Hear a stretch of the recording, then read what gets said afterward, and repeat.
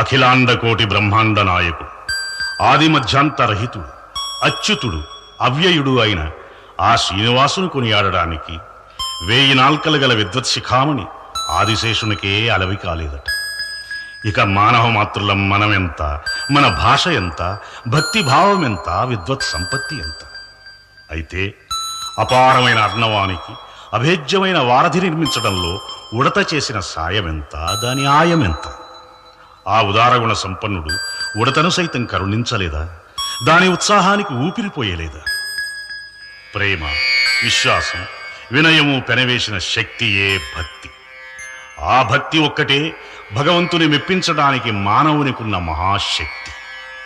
ఆ భక్తి పారవశ్యంలో ఎన్ని కళాలు, ఎన్ని గళాలు, ఎన్నెన్ని విధాల కీర్తించినా విన్న కొద్దీ విందుగా, అంద కొద్దీ పసందుగా ఆనంద సుధాబిందువులు చిందిస్తూనే ఉంది తిరుమల నిలయుని వరగుణ గానం.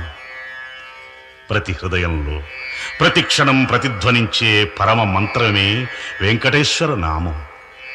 ఆ కమలనాభుని కనులు